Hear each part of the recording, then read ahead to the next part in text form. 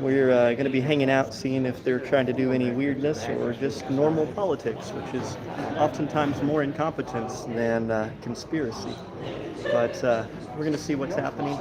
Some of the board of directors are already starting to get here. I'm also going to see if I can gather a couple signatures for some folks here on my petition. So let's see if we can find somebody. Hi, are you a Fort Smith voter? Oh yeah. I'm Shane. How you doing? Vampire dude. Yes, that's me. I see you on Facebook. Would you be interested in signing my petition to change our government? Yes, she's up to the left-hand side of the Do you mind being on camera while we do? Sweet. We got it. What's your name? Joe. Joe. All right. Well, I'm glad you're here. Sign, print, address. Thank you so much. Every signature matters.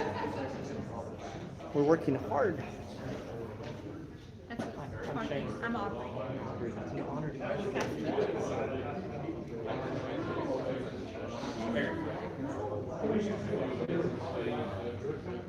You're getting a lot of good support from a lot of good folks. What are you guys here today for? We never mentioned it. So, on ambulatory transportation. So we transport patients from Portsmouth and stuff. Excuse me. Sorry, I've been working in a dusty house. I know all the call and everything. And then, Are you registered? so we're just here. Check it out. I see. A lot of decisions are made in places like this that affect people in ways they don't realize until sometimes years later. Just ignoring it and hoping it goes away is what I tried doing for too many years. Oh yeah, I do that one. It doesn't work. Sometimes we just have to face the problem we don't want to face. Flares bad.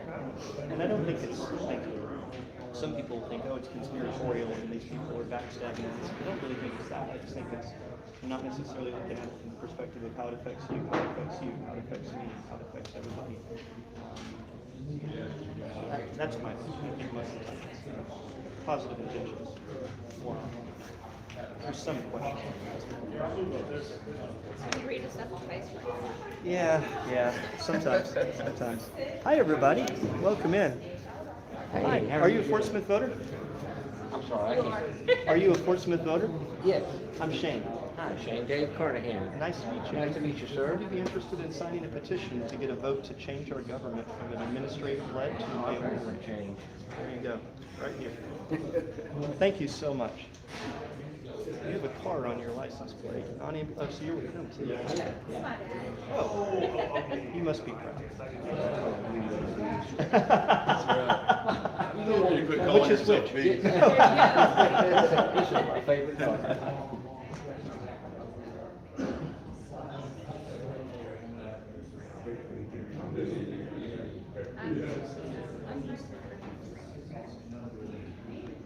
I printed both of those. Well, if it does, we'll always come back and find you. Yeah, we only need 2,619 of these to change the city, so we're going to get there.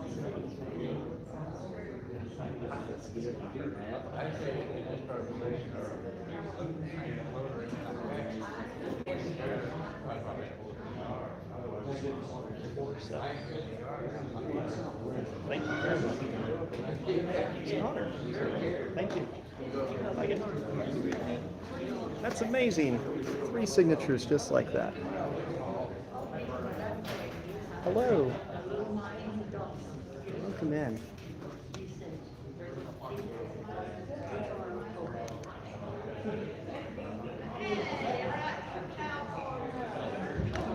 So what I'm getting signatures for is a petition to change our government from a mayoral form, or from an administrative form to a mayoral form of government. It's difficult to explain, but we have an appointed administrator that makes decisions that a lot of people associate to a mayor. So this petition will give us a vote so that in November we can change and have the actual mayor call the shots. And so this is the most important thing I'm working on, although it doesn't feel like it. When I'm working on houses today, I've been leveling floors and installing ceiling fans without a permit, I might add.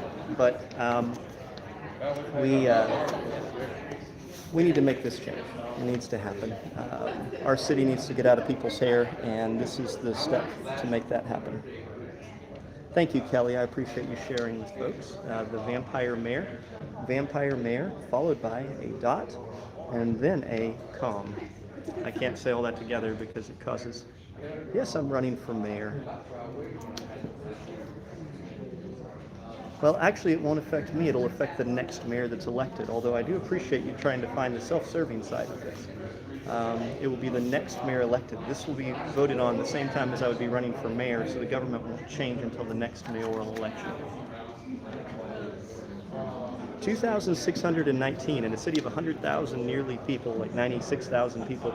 It shouldn't be that hard to get. How's it going? It's good to see me. It's going. I go to the doctor tomorrow, see what he's going to do. See if you can get it to open up a little better. Well, it's been that way for a while now. Yeah, I've had to have the surgery. Which doctor are you going to see? His name is Jesus Christ. His name is Collins Ryan. It's not the one that worked on mine. He's at Mercy. Oh, okay. Okay. Yeah. It's a good thing he's at Mercy since Baptist is apparently kind of cutting back. Yeah, they are, because we heard yesterday they're going to shut down it all, but they're going to keep the ER Right?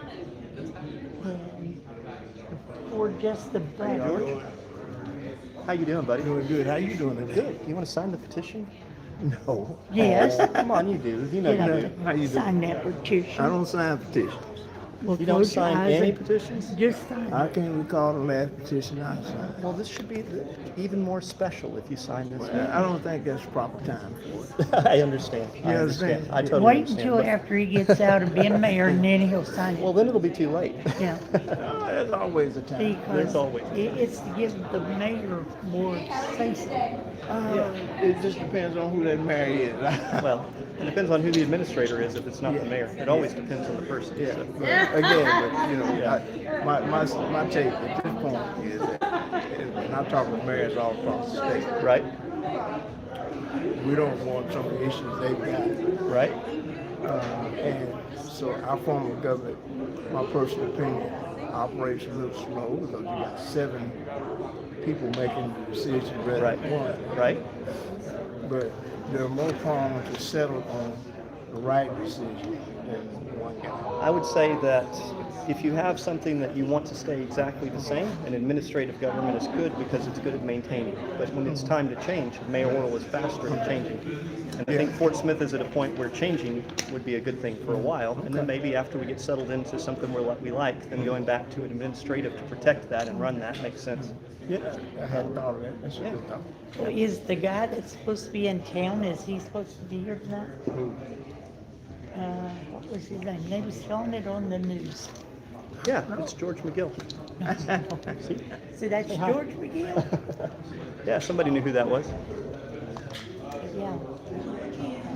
No, one Sorry. of the big shot guys is supposed to be here today. Oh, yeah? Well, he's in town. That's Okay. what they I was didn't telling see him on the news. agenda. They was telling it on the news. I need to double check on the agenda. I didn't see it. Did they add it to the agenda? Sure, you don't. What was that Take a guy look. supposed to be in? He ain't gonna be here, he's gonna be here tonight. Well, what's his name? He won't know. Oh, Steve Womack. He was He was in town today. Okay, yeah. Yeah. One of my favorite memories of Steve Womack, my sons and my wife, we were flying back on I think it was either Dallas or Las Vegas, and both of my sons had separate seats from us, and they were, like 10 and 11. They were cutting up on the airplane the whole time, and Picking seats and all that like stuff, you see. and then when everybody stands up to leave and the guy turns around to grab his bag, it was Steve Womack, and I'm like, you guys have been driving our congressman crazy.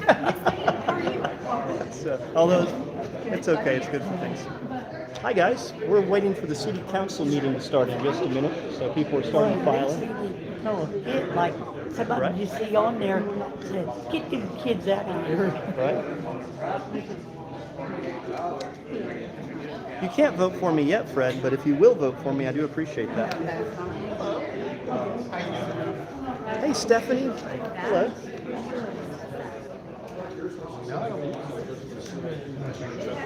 But I don't.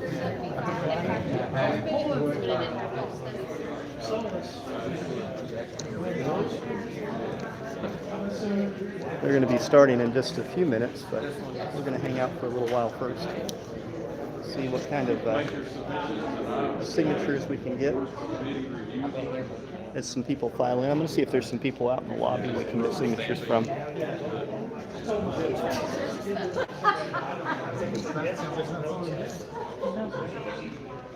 Ah. How you doing? Good, how are you? Good. I'm Shane. Are you a Fort Smith registered voter? I sure am. You'd be interested in our petition to change our government from a mayor or from an I administrative to need mayor? to get more information on that. So what this amounts to is there are 7 cities other than Fort Smith and Arkansas that are ran by an administrator instead of a mayor, of 500 cities. So most cities are ran by a mayor that's elected by the people. Right now, we have the appointed administrator, and then we have an elected mayor who Do doesn't. you have anything on writing on that where I can study it? I ran out of my printouts earlier today, but I will have probably at the next meeting if you come here very often. Okay. But the idea would be to give the mayor the normal mayoral powers. He's elected, the people understand what he does. When people want to change, you vote for a new mayor. And right now, the legislators that are up here kind of have both the legislative and the executive function. They decide not only the laws, but how the laws are enforced. So we don't have that separation of powers like we usually would have in the United States. They both decide how the law is enforced and decide what the law is. Well, I'll keep that in mind. Yeah, well, thank you. I'm Shane McKinney. Yeah. Appreciate you. Okay. Making progress a little bit at a time. Well, how are you doing, What's sir? wrong? How are you doing? Good. You want to sign our petition? Oh, No, thank you. Hey Shane, how are you? Good. Fist bump. Yep. that was his very first. How you doing? Good, man. You ready to sign the petition? yet? How you doing? How you doing? I'm doing very well. You want to get your name on it before the 2,600? We'll see. Okay. After, it looks funny. Oh, he's got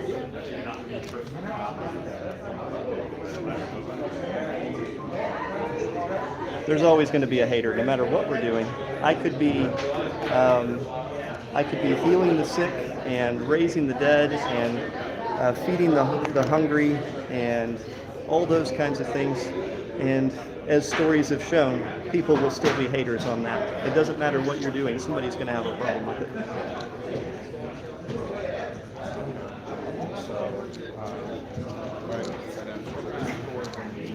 Hey guys, how you doing? Good to see you. Good to see y'all. We're going to be getting started soon, so we're going to be flipping the cameras around so that everybody can see the council meeting as it begins. Get this flipped around here. I know how. I don't know how to put a copy of Let's see.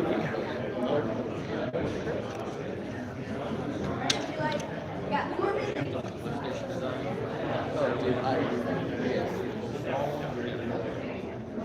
I think that's going to be pretty good. Zoom in. Zoom in. Just a little bit. So we're going to be beginning in about 5 minutes. I'm going to see if I can gather a couple of signatures while I have you guys framed in here. Don't worry, I'll be right back. We're well over 300 now, so we're probably getting close to 15% of what we need.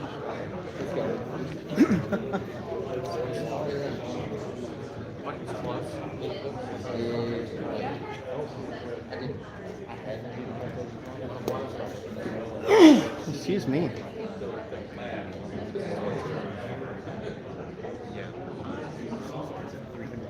So this person right over here, that is a newspaper reporter who's publishing a story about me this week, so that'll be coming out.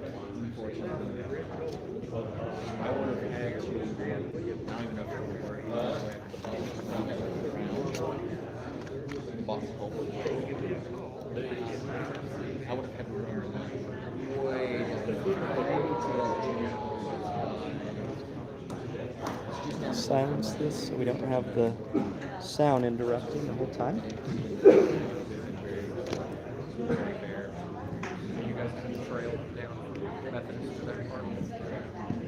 Thank you so much. I really appreciate the support.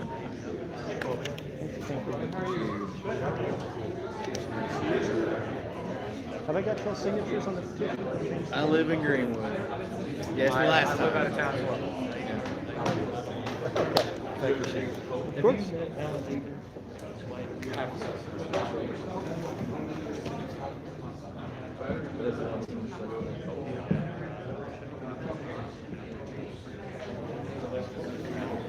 Welcome in, everybody. Hopefully we don't end up with a power outage this time.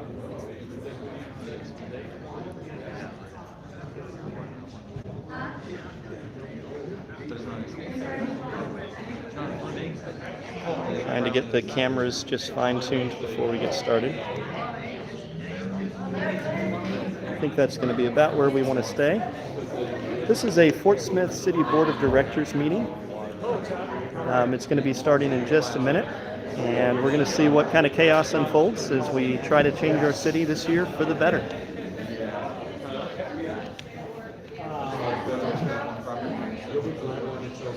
Hey, Joey. Thank you, Kelly. How are you?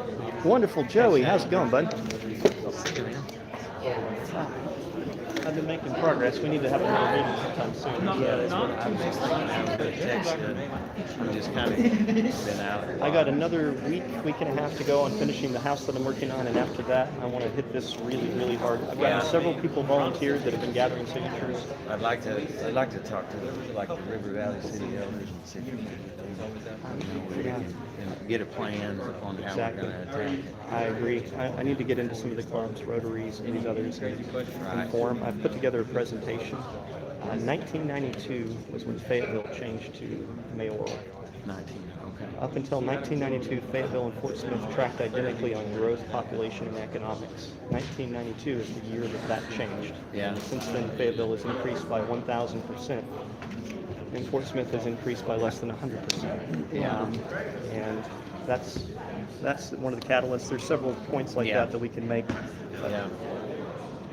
I don't know if it's apples to apples, but Well, that's what a lot of people will say is, well, no, they had this, they had that, but we had, FedEx opportunities. We had all these things that we missed out on because of leadership. yeah. The fact that they had leadership there, I mean, we turned down the University of Arkansas in Fort Smith in our history. That would have been here. Yeah, that would There's have been a good thing. yeah. Okay. You gonna be talking on the basin? Huh? You talking about the basin? I think so. I was thinking about talking about that a little Number bit. 9. Is that number 9? And also this rent an engineer. Yeah, they get a lot. Don't they? They get a lot.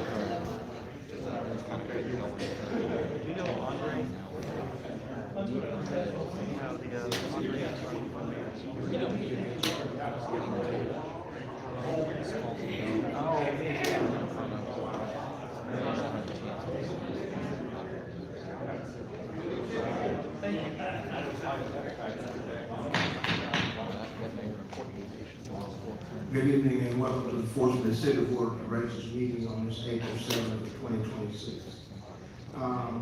Keep in mind, this meeting is being televised live for the benefit of our residents who can't be here with us in person. Another housekeeping note to the Board of Directors and our guests. We're going to ask that you conduct yourselves in a manner that represents what Fort Smith really is. If you're angry, wait till it's time. Wait till you calm down. It's always a good idea. If you have questions, please notify the administration and board members so they can be prepared to give you an answer. So again, we expect a good meeting, and we expect you to conduct yourselves accordingly.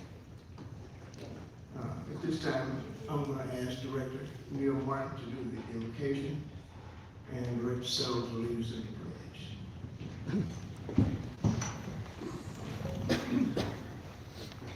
Pray with me. Father, we thank you for being here tonight and doing the business of our great city. Lord, I thank you that we just got done celebrating the resurrection of your Son. And so, Father, I pray that in that spirit we go from here and we work together. I pray for unity amongst our city. I pray that, Lord, we'd all work towards a common goal of enhancing our community. And Lord, I just pray to be with all of us tonight, be with those up here that are making decisions. Lord, we pray for those, for wisdom, for the 7 up here. Lord, we pray for those that are speaking to the board. Lord, we pray that you would give them wisdom, and Lord, we'd all have the same goal of bettering our community. Father, we love you. We thank you that you've placed us here. We ask all these things in your precious and holy name. Amen. I pledge allegiance To the flag of the United States of America and to the republic for which it stands, one nation, under God, indivisible, with liberty and justice for all. Thank you very much. This time we will ask for the roll call. Directors Rico. Here. Good. Here. Tim. Here. George Gonzalez. Christina Gonzalez. Here. Settle. Here. Martin. Here. Thank you. This time I'll ask if there's any presentation by a member of the board of directors of any item of business not already on the agenda. Okay. Seeing none, we'll ask for approval for the March 17th regular meeting and also the March 31st special meeting. Okay, second. All in favor? Thank you so much. Aye. Thank you very much. This time we will go to the first item of business. The first item this evening is an ordinance granting a non-exclusive franchise to Non-Ambulatory Transportation Service, Inc. within the city of Fort Smith. City Clerk Sherry Butler will speak to this item. Good evening. Okay. In 1986, the city of Fort Smith granted a non-exclusive franchise to David and Elvis Stouffer to operate Non-Ambulatory Transportation Service Incorporated, who provides specialized transportation for handicapped and elderly individuals living in Fort Smith. In 1986, the 1986 franchise was updated and reissued in 1996 and has been renewed every 5 years thereafter. The current term expires April 30th of 2026, and in March of this year, Ms. Stouffer submitted a formal request for renewal of the non-exclusive franchise to operate the non-ambulatory transportation service for another 5 years, which will expire on April the 30th of 2031. As required by law, the proposed ordinance has been on file in the city clerk's office and available for public review and inspection prior to this evening's consideration. The public notice indicating availability of the ordinance for review and inspection was published in the River Valley Democrat Gazette on Sunday, March 29, 2026. In summary, the proposed ordinance simply extends the existing non-exclusive franchise to April 30th, 2031. Thank you, Madam Clerk. Are there any public comments, Madam Clerk? Yes, first is Dave Carnahan with non-ambulatory transportation. Good afternoon, or good evening, this is Dave, and we've been in business 46 years. This is the first time that we've ever attended one of these, so we appreciate you guys letting us come. If I have a minute to kind of dig what we do, or you want to take questions, or what's? Okay, good. Well, we primarily, if you're not handicapped or you're a senior citizen, you don't drive, you don't even know we exist. We transport folks to and from doctor's appointments, and we run 24/7. We have 13 vans, and our mission statement is to provide safe, cost-effective transportation for the handicapped and senior citizens. The only one I recognize up there is Mr. Andre. About 7 or 8 years ago, I and his wife transported his mom to a facility. I don't know if you remember that, Andre, but I'm a little embarrassed that I don't know any of y'all, since we provide a lot of service to the citizens of Fort Smith. We've been doing this a long time. We have 16 families that rely on us as a source of income. City's been real good to us. Sorry, I'm choked up here. Don't get in front of folks very often. So if you got any questions, I'll take them, maybe I can answer them for you. Thank you very much. Are there any other citizens' comments, Madam Clerk? Yes, next we have Gary Podgorski. Okay, thank you, sir. Thanks for being here. Thank you. Okay, thank you. At this time, are there any questions for them? Okay. Seeing none, we'll entertain a motion to adopt the ordinance with suspension of the rules. So moved. Suspension of rules. Thank you. We got a second. Madam Clerk, please read the ordinance. An ordinance amending ordinance number 10-96 as previously amended, granting a non-exclusive franchise to Non-Ambulatory Transportation Service Incorporated. Okay. Any comments from the board? Okay. Seeing none, Madam Clerk, please call the roll. Directors Rigo, Yes. Good, Yes. Kemp, Yes. George Katsakis, Christina Katsakis. Yes. Settle. Yes. Martin. Yes. So approved, 7 in favor and 0 opposed. Thank you. At this time, we'll entertain a motion to adopt the emergency clause. So moved. Second. Thank you. Madam Clerk, call the roll. Directors Good, Yes. Kemp, Yes. George Katsakis. Yes. Christina Katsakis. Yes. Settle. Yes. Martin. Yes. Rigo. Yes. So approved, 7 in favor and 0 opposed. Thank you. We'll go to item number 2. Item 2 is an ordinance presented at the request of the Central Business Improvement District Board of Commissioners to amend the number of CBID commissioners from 8 to 7. The CBID was originally created with 5 commissioners, which was amended to 7 in 2007 and then to 8 in 2013, both times at the request of the CBID. The chair of the CBID is present this evening to answer any questions the board may have, or I'll stand for such questions myself. Okay. Madam Clerk, are there any citizens' comments? We only have one, Mr. Gary Podgorski. Okay, thank you, sir. This time, we would entertain a motion to adopt the ordinance with suspension of the rules. So moved. Second. Thank you. Madam Clerk, please read the ordinance. An ordinance amending I can't talk this evening, apparently. Ordinance amending ordinance number 3345 as amending the membership of the Central Business Improvement District Commission to 7 persons and repealing ordinance number 44-13. Thank you. Any comment from the board? Please call the roll. Directors Kemp, Yes. George Katsakis. Yes. Christina Katsakis. Yes. Settle. Yes. Martin. Yes. Rigo. Yes. Good. Yes. It's approved, 7 in favor and 0 opposed. Item 3. Item 3 is the annual salary ordinance, which establishes pay rates and related procedures for city employees for 2026. Eric Garvin, our Director of Human Resources, will speak to this item and stand for questions. Good evening, Board of Directors and Mayor. Before you tonight is the annual salary ordinance establishing the pay rates and related procedures for city employees. The ordinance retains the same pay scale for uniform and non-uniform employees for the 2026 compensation year as we had in place in 2025 compensation year as well.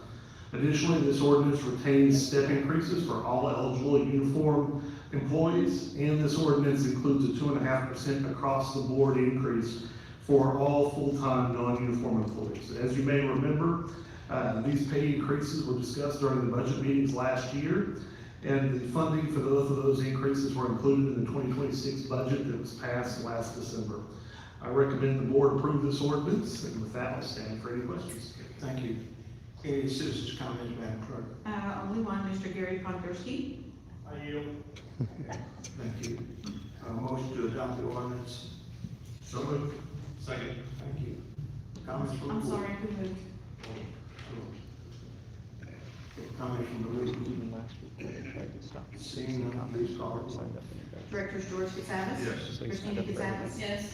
Settle. Yes. Martin. Yes. Rigo. Yes. Good. Yes. Kemp. Yes. It's approved, 7 in favor and 0 opposed. Item 4. Item 4 is a resolution requested by the board at the March 17 regular meeting authorizing a public services agreement with Main Street Fort Smith for administration of the Levitt Amp Music Series grant for 2026 and providing $20,000 in matching funds for the grant. This item was included and approved in the 2026 operating budget.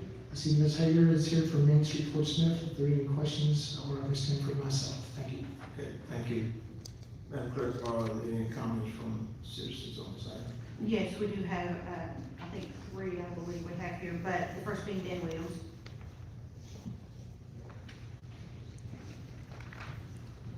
Dan is one of the candidates. Good for evening, mayor. Board. Although I believe it's a good idea that we support our downtown and what they're doing, I have a couple of questions. One is, when we enter into this agreement, although it's not a lot of money, how do we gauge the response? Is it worth the money? My question kind of ties into a survey that they did conduct. I think it was last year that 60% of responders cited that homelessness and safety was the top concerns downtown.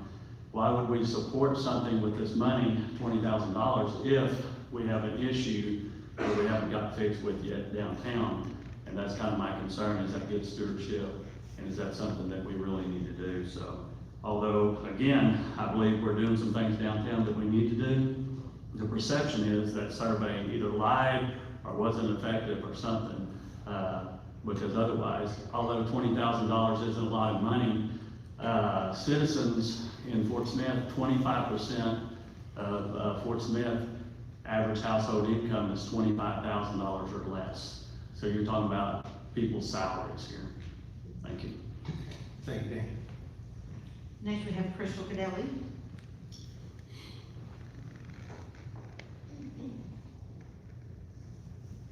Good evening, board. My concern is that we just approved the 150,000, budget for this year. And we've backtracked on, the budget that we set numerous times now. So those, what we think small things just keep adding up. And eventually it's gonna be a large dollar amount. Just this past weekend, we saw that a large portion of residents went without water, for mostly, a day, and then they were on a boil order. So I know that we think, hey, it's $20,000, that's not a lot of money, but I, again, think that, just coming behind, asking for this money 2 months ago, we're asking for additional funds, and I don't think that, we need right now to invest in any more entertainment. I think that we need to invest in our infrastructure for our community. Water is a priority, not a concert. And, if you look at their budget, it's heavy on administration. And so I feel like there's not a ton being put back into the community. I know that they do have that $16,000 grant, which is great, but 16,000 out of 150,000 isn't a large percentage.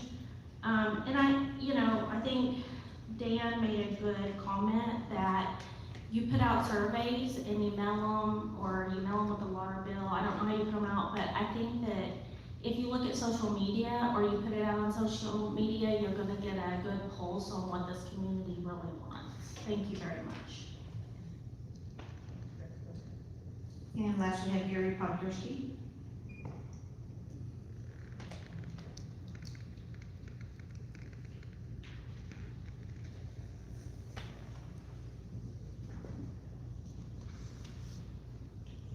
I want to just agree with the last two speakers. It's only 20 grand, got it, but you guys don't have 20 grand to mess with right now. All right, you got a major water project coming up. We got to make sure we stay in compliance with the consent decree. I'm all in favor of the city having things, but I don't think the city needs to sponsor them. Thank you for your comments. Madam Clerk, are there any more? No, sir. Thank you. This time we'll entertain a motion to adopt the resolution. So, Second. Thank you. Comments from the board? Mayor, I have a comment. Okay. We'll start with Director Rigo. Oh, okay. Go ahead. Go ahead. Thank you, Mayor. I will be supporting this tonight. $20,000 out of a projected over 163 million in revenue is 0.1% of that projected revenue. It was mentioned that this is asking for additional funds.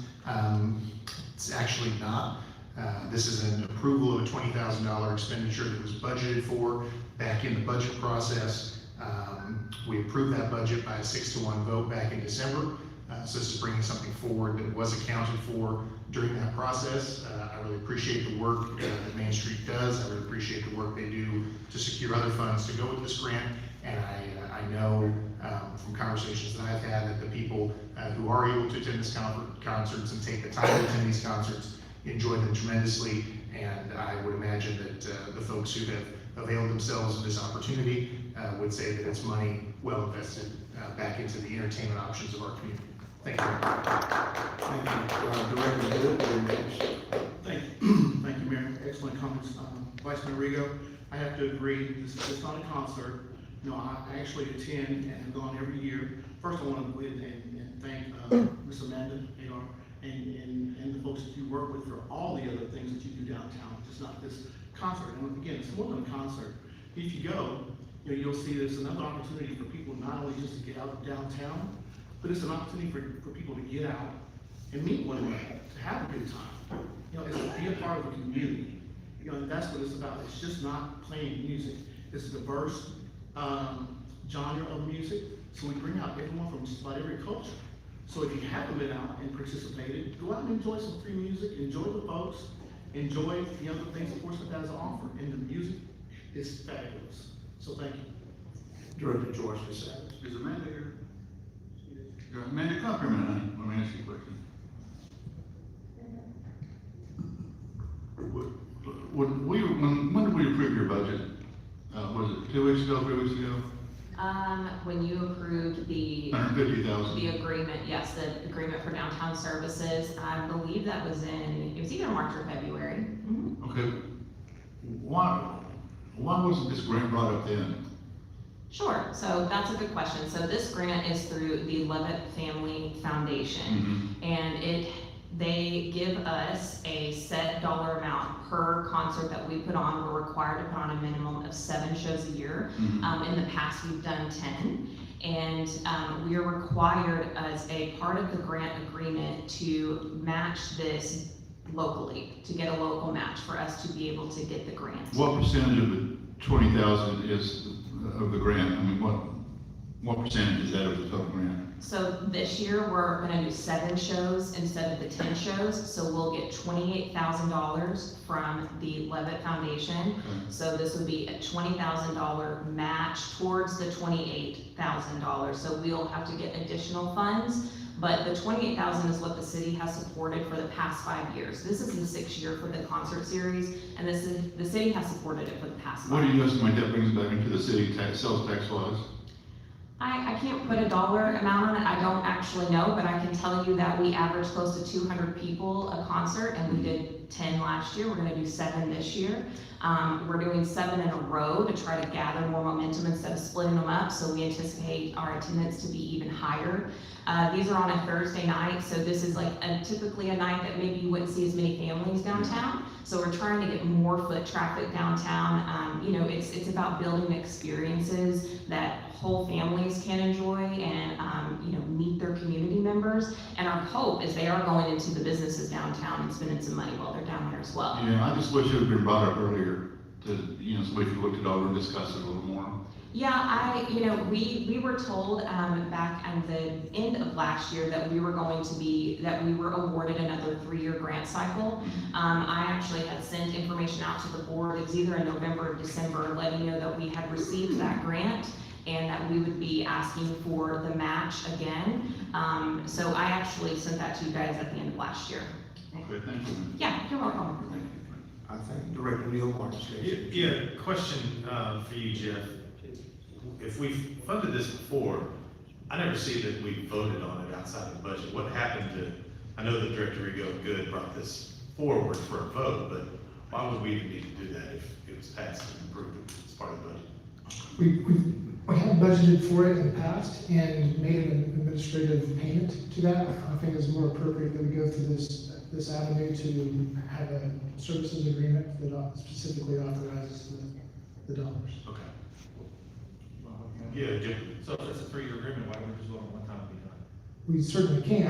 My plan was to approach it 1 year at a time. Well, we already know it's 3 years, they already told me 3 years, so why not just the next 3 years will be done? Certainly can at your discretion. Do we provide any dollars to Peacemaker? We do not. Okay. Is this the only music concert we provide dollars? It is, but it's the only one that we don't provide dollars for the music concert, we provide matching dollars for the grant they received at the concert. Mayor, Jeff, where does this money come from? This money comes from the general fund. General fund. General fund, non-departmental. Originally, we placed it in the city administrator's program, but it's allocated across funds for this year, which is where we budgeted it this year. We transferred it to a non-departmental expense, so it's all general fund expense. Thank you. Okay, thank you. Any other questions from the board? I would like to get ROI. I think that was a good suggestion by Director George Katsanis. Return on investment.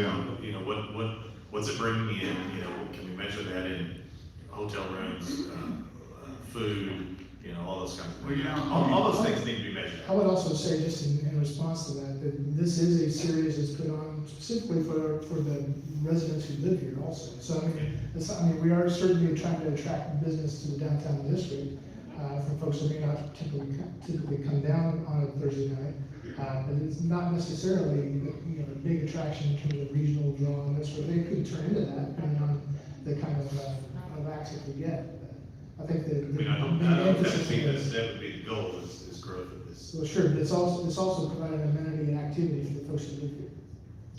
You know, keep in mind, the Leather Foundation, we presented them with this idea. We got this great venue down here, and they saw an opportunity to activate that, put more events in it. They were willing to invest in it.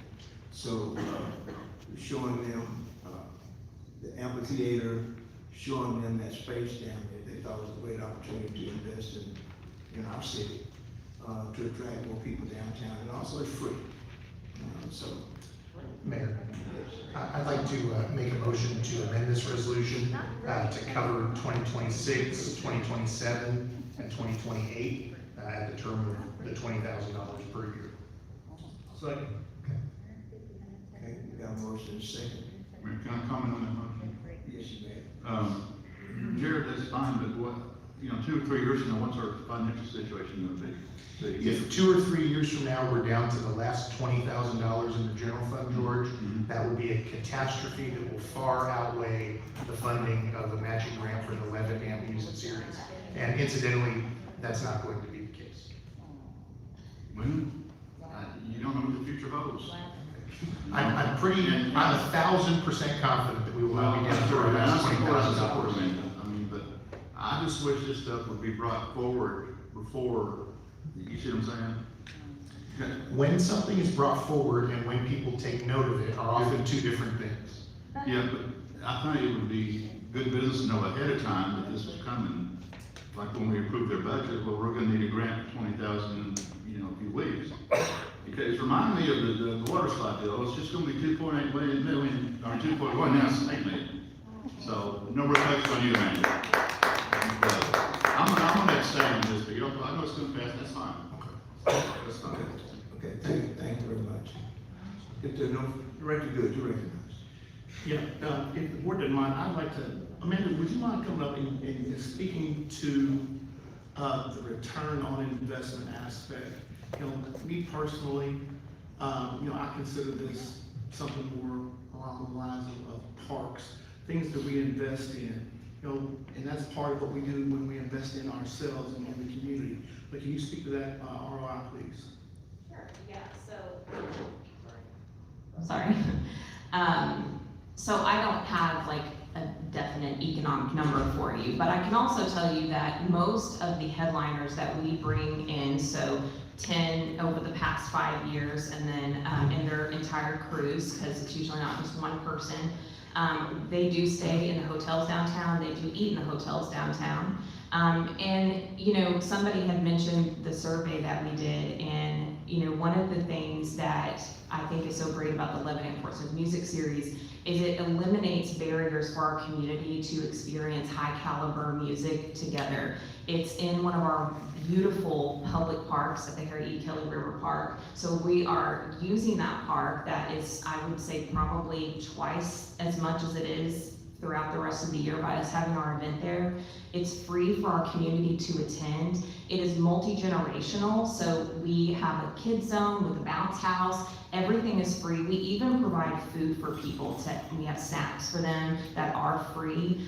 We have food trucks and stuff too, but it's also a city park, so not only is it ADA accessible, you can bring in your own food as well. So it's a place where our community can gather easily and be together to experience this high caliber music. And we're trying to create experiences downtown. Those experiences help to tell a story that downtown is safe. It is a place that people want to return to. And this is a community concert. This is for our community. Yes, we would love for people from Greenwood, Van Buren, even Northwest Arkansas. If they see a band they really want to see and they come, that's wonderful. But this is for us. This is for us. Somebody mentioned Peacemaker. Peacemaker is incredible. But it's a ticketed event that sees a lot of people that come from outside of our community, which is amazing. But this is a free community concert for us right here. I want to add to that if you don't mind. So it is for us right here, but it's also an opportunity for us to showcase some of our local talent, and the partnerships that we have, like Riverboy. You know, Rock Rock has had music that was part of the, it was the NFL. Something like that, something small like that. Yeah, I mean, it's an opportunity for us to showcase ourselves, our partnerships, and talent that has, you know, been here and gone on and done well. So yeah, it's for our local community as well, but it's also an opportunity for us to kind of put our names out there to people that might not know who Fort Smith really is. And we do have a lot of partners in this series. So yes, the city is, when the city provides us with that $20,000, it helps to unlock that grant money for us to be able to get it to put on the series. But we do go out and have to get sponsorships from private entities. And when they see the city putting that investment into this community concert, it makes them want to give, it makes them want to be part of it. And we also have a lot of partners outside of just, in-kind services and donations, and then of course, cash donations that we need too. But we partner with different organizations to be our volunteer organization. So last year we had the Boys and Girls Club, Girls Inc., the NAACP, just lots of organizations, Harbor House and Juvenile Criminal Services. So a lot of different organizations come out and there are volunteers for the night. It gives them a chance to meet other people in the community. They can set up a booth and talk about their organizations. We don't charge booth rent for any nonprofit that wants to come out to be part of our event. So there's a lot of community partners that we have that make this possible. Okay, thank you. Director Kim. Yes, thank you, Mayor, and thank you, Ms. Amanda, for sharing.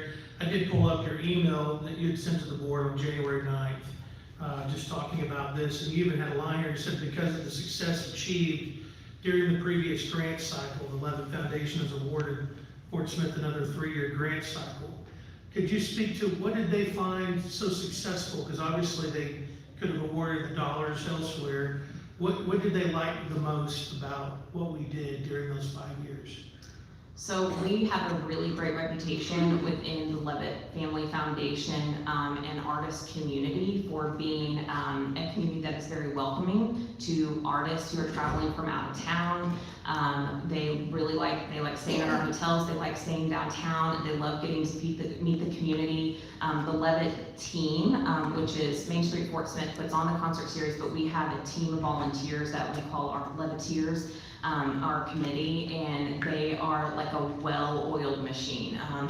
Mistakes don't really happen too often, and when they do, we roll with them really well. So they really appreciate how easy and effortless the community, like the series is when they come, and the production team's amazing. We use a local production team, Annydale Sound. So we have a really good reputation of providing a fun, easy environment for the artist and for our residents. So every year, as part of the reporting that I do for the grant, we send 100 pictures from our concerts that show the spirit of the series, and I feel like we have some of the best, most fun photos of any of the 50 cities across the nation that has a Levitt location. Yes, and I think one thing I've enjoyed as I've listened to you and your organization talk about things that you presented to the board is you're a unifier among even some of the downtown entities, and perhaps maybe linking arms with the A&P leading up to if this passes for the 3-year, which I'm in support of. Maybe then the A&P can dial in some of their tools to help show an ROI, which will even continue to help you pursue maybe this or other grants in the future to expand the local music scene. And I do appreciate Director Good's comments. I think it's always positive when we can foster culture and diversity of that, and seeing that it's not just one style of music, and the intent of it. So thank you for what you do. Great, sir. When do you expect the first concert to begin? It will be on September 11th this year. A fall session this year? Yeah, we're gonna do a full fall session, where they're gonna be on Thursday nights, but the very first concert will be on a Friday night. We have a small scheduling conflict at the park. They were already booked on September 10th, but that's okay. It'll be on September 11th, and we actually have a local artist who moved out to LA and is gonna come home. That's just a little tiny sneak peek, who's gonna open the series. And I have 4 of the headliners already booked for the 7 shows. You need extra singer, Neil said he'll sing along. Okay, got it. Thank you. I'll mark them down. We have a motion and a second to amend this. Any discussion, Madam Clerk, you want to call the roll? And this is on the amendment. Yes, ma'am. Yes, just the amendment. Directors Christina Gonzalez. Abstain. Settle. Yes. Martin. No. Rigo. Yes. Good. Yes. Kemp. Yes. George Gonzalez. Abstain. Motion passes 4 in favor, 1 opposed, and 2 abstentions. Thank you. I make a motion to pass the item as amended. Second. Any discussion on that? If not, Madam Clerk, please call the roll. Director Settle. Yes. Martin. No. Rigo. Yes. Good. Yes. Kemp. Yes. George Gonzalez. Abstain. Christina Gonzalez. Abstain. Motion passes 4 in favor, 1 opposed, and 2 abstentions. Okay, thank you. We'll go to item 5. Point of inquiry, please. Yes. Is it, proper procedure to when a board member abstains to state the reason for abstention? It is. It's not. Sherry? Give us what Robert's rule says. You are supposed to state the purpose of your abstention. Okay. You're supposed to state the purpose if you're, recusing, not if you're abstaining. Madam Clerk, could you clarify for us? You may have to refer to the city attorney, just to verify. Mr. Rowe? My recollection is consistent with Ms. Guard's. Certainly don't have the rule book in front of it. Yes, I thought it's either a refusal or an abstention. The basis is supposed to be stated on the record. Thank you. Well, I mean, I would be happy to say as I've abstained every time we've had something with 64.6 that my husband has had some business dealings with people that were associated with it, and even though that is no longer the case, it could be perceived as a conflict of interest, and I don't want to create a conflict. Thank you. So that's my reason. Okay. Thank you. Director George Gonzalez. Well, I don't want to approve something 3 years down the road, is one, because we don't know what our finances are. And 2, I wish this would have been brought up before when we approved their budget, so we would know ahead of time. That's the reason. That's all. But I think Amanda's doing a good job. I mean, I'm happy for her. Okay. All right, so it's been voted on, so we will go to item number 5. This is an ordinance amending the 2026 operating budget and appropriating funds toward the implementation of ADA digital compliance requirements for the city website and other items. Josh Buffing, Director of Communications, will further address this item and answer questions from the board. Josh? Thank you, Mr. Dingman. Over the past year, staff have been evaluating federal requirements related to ADA Title II digital accessibility, including compliance with WCAG 2.1 AA standards. Through that review, it has become clear that the city's current websites, digital documents, and meeting materials are not yet fully compliant, and that the scope of remediation is greater than we originally anticipated. Currently, we are looking at more than 600 web pages, and I know it says 4,500 in your memo, but upon further review, 6,500 documents that require attention, in addition to the need for accessible board meeting materials and live captioning. We've already begun training staff so that new content is created in a more accessible manner, and this request is for tools and services needed to remediate existing content and help the city maintain compliance moving forward.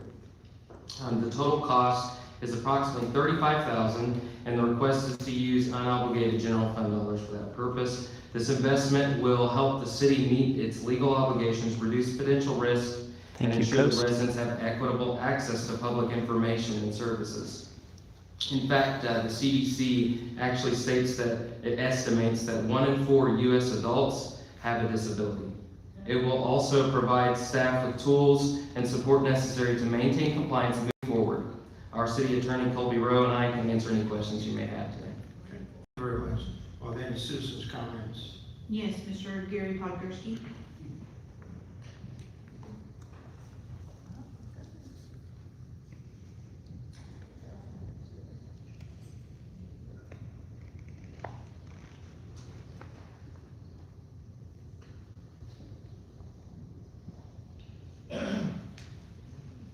Mr. Mayor, the board, before I address this topic, I have a point of order.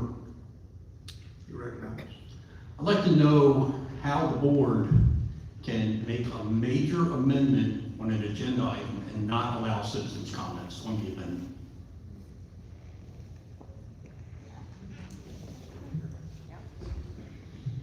Sherry?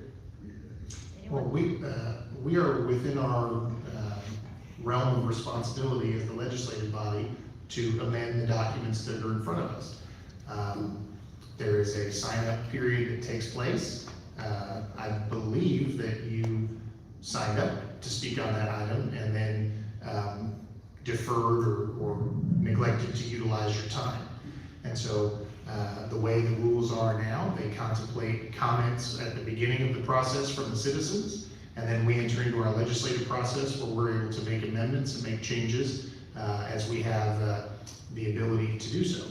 So I understand that I'm getting the impression that that's personally very frustrating to you, but that's the system that we operate in at present, and I believe that's the answer as complete as can be given to your question. Okay, well, I believe that free speech of the First Amendment trumped everything you just said. Okay? And that when you make a major amendment, I've no longer spoke on the original, I've no longer spoke on the original thing, okay? I don't understand how 7 board members just passed an amendment that literally spent money that all of you will have to go through an election to be on the board. Okay, thank you. Okay, that's wrong. Now, on this particular thing, I am one of the 25% spoken by Mr. Josh. I can't recommend this enough. As a matter of fact, honestly, federal law, I don't see where you guys have a choice. Okay, I will say that Mr. Dingman, Mr. Josh, you know, the hearing stuff, the dogs, special seating arrangements. I want to thank the board and the city staff for accommodating under ADA my disabilities. But I stand wholeheartedly approval. I don't know if I have a disability using the website or not, but this is a big deal. Okay, thank you very much. Any other comments, Madam Clerk? None indicated. Okay, any motion to adopt the ordinance? So moved. Second. Thank you. Any comments from Director Leo Martin and then Director Kim? Hey Josh, does Granicus have any responsibility in this? I asked Mr. Rowe and some of the staff at Alien Woods to investigate that for me. They could probably speak to it more, but long answer made short, no. Really? I mean, we're on their platform. Yeah, that's correct, but there was nothing in the contract that legally obligates them to make these changes for us, because we entered into the contract before the DOJ ruling. I thought this was, the DOJ ruling, yes, was after this, but the rule was in place, or the WCAG 2.1. 2.0 previously, and this is the first time that we've had like real guidelines to follow. They were more loosely kind of ethereal, but now there's actual, this is what your website has to look like. These are the changes you need to make, following WCAG 2.1 AA, which was previously 2.0 AA. Kobe, you got it. No, I mean, I agree with Mr. Buffet. The issue is, I mean, Granicus, the city has to use Granicus to fix these things, and we've got an agreement with Granicus, but there's nothing in the agreement that obligates Granicus to make these changes without compensation. So, going forward when the Granicus contract ends, things reviewed, we consider that, but yeah, there's nothing in there that says Granicus had to keep it in compliance with federal law, and, part of their obligations were to do that. So outside of that, the city's gonna have to do what the law requires it to do, and foot the cost to do it. That's Director Kim. Thank you, Mayor. Josh, thank you for this, your work on this. A lot of work ahead of you is what it sounds like. My question is, on the plan to maintain in the future without any backlog work, because I understand you pretty much gotta get this done by the end of the month. Right. But then going forward, is the things that you'll have, the tools you have going to help make sure that you're not backlogged in the future? Yes, yeah, it's specifically the document remediation tool that I'm looking at, which we have implemented right now, we're just not, they're giving us like a free service for a bit. So, that will save a massive amount of time, but will also future-proof this more or less, yeah. Great, thank you. Any other comments? Okay, Madam Clerk, please call the roll. Directors Martin, Yes. Rigo, Yes. Good, Yes. Kemp, Yes. George Katsakis. Yes. Christina Katsakis. Yes. Settle. Yes. It's approved, 7 in favor and 0 opposed. Item 6. Item 6 is a resolution authorizing acquisition of an easement for a consent decree remedial measures project. Director of Engineering Todd Mitke will address this item. Thank you, Jeff. This SSA project is seeking to purchase in fee one small lot on L Street, North L Street, for $4,000. If you wouldn't mind going to slide 127 of the board packet, it has a small red rectangle that shows the parcel. You can see it in there. And basically our SSA work will eliminate any potential use of this project for anything, or this parcel for anything other than a utility going through it. Thank you very much. Are there any citizens' comments, Madam Clerk? Yes, Mr. Gary Podgorski. I yield. Motion to adopt the resolution. So moved. Second. Thank you. Comments from the board. Director Settle. What's gonna be put in here so it can't be reused? Just gonna be piled under the ground? It's going to be sewer pipe under the ground. It'll also help for constructability. We can put vehicles there and have room for dirt when we dig and things like that. We'll have a manhole installed in it? Well, it's going to be mostly pipe. I don't know if there's going to be a manhole on this particular piece, but usually our manhole spacings are under 300 feet, so there is a possibility there'll be a manhole here. Any other comments from the board? Motion to adopt the resolution. We've got that, okay. Madam Clerk, please call the roll. Directors Rigo. Yes. Good. Yes. Kemp. Yes. George Katsakis. Yes. Christina Katsakis. Yes. Settle. Yes. Martin. Yes. It's approved, 7 in favor and 0 opposed. 7. Item 7 is a resolution approving partial payment to Kraft Reynolds on consent decree remedial measures project number 19-15-C1. Mr. Mitke. Thank you. This is a routine payment to the contractor of $844,000. And since it is over $750,000, it requires board approval. Thank you. Citizens' comments, Madam Clerk. Mr. Gary Podgorski. I yield. Thank you. Motion to adopt the resolution. So moved. Second. Comments from the board.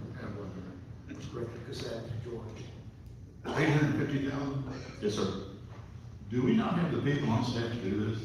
Well, this is Or can we not hire people to do this for the city? We cannot in this case because this is a construction project for the consent decree. And the project's $9 million. And so almost all of the consent decree work we've been forced to advertise and have Okay, bidders why? do. Why? Most of the time it's the scale of the project. So in this case, we have 17,950 linear feet of pipe replacement.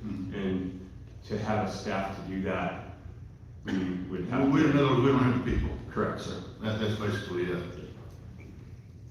But if we spent 850,000 to hire on people, would that, I mean, have y'all even looked at that, or? We are fully staffed as much as possible, and this is a public works question. I can't speak to their.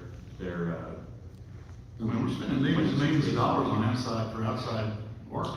Absolutely. I mean, And we have to for the amount of concentric work we have and the scale of work we have too.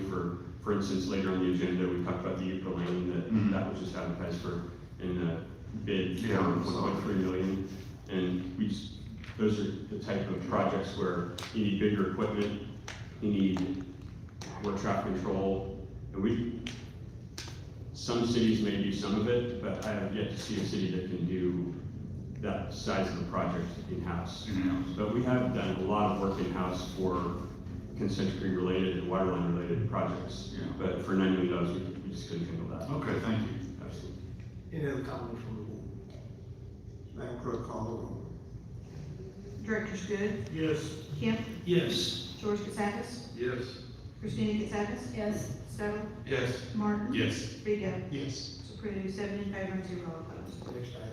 Item 8 is a resolution approving the acquisition of several properties in connection with Basin 10 and 14 capacity improvements for the consent decree project number 24-11.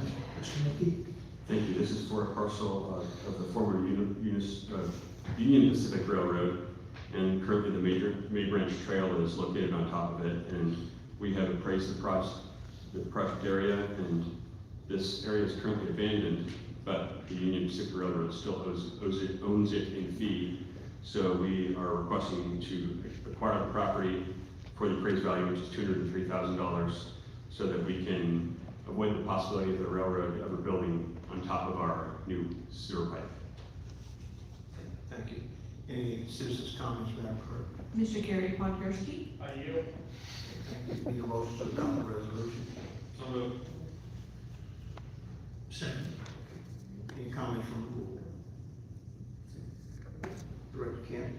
Yes, Todd, could you speak to, would this property be able to be utilized in some capacity in the future? Yes, our plan is to put the trail back on top of it once it's dug up and the pipe is in the ground. Thank you. Director Neil Martin? Do we know what trail that is? The May Branch Trail? The Vegas trail? If there are no further comments, please call the roll. Directors Kemp, Yes. George Katsakis. Yes. Christina Katsakis. Yes. Settle. Yes. Martin. Yes. Rico. Yes. Good. Yes. It's approved, 7 in favor and 0 opposed. Item 9. Item 9 is a resolution authorizing an amendment to professional services agreement with Half Associates for engineering services related to the Acme Brick Stormwater Mitigation Ponds, project number 25-06-A. Mr. McKee. Thank you. This, as you well know, the Acme Brick Stormwater Mitigation Pond is a very large area in the heart of the city that has been acquired by the city and is a great opportunity for stormwater detention to help to lessen the effects of floods downstream. In this location, with it being in the upper reaches of this threshold discharge area, the noticeable and substantial benefits will extend down to approximately Park and Kincaid, north of the site. For scale, the Hillcrest neighborhood is to the west of this site, and the Athlon property is development is to the east.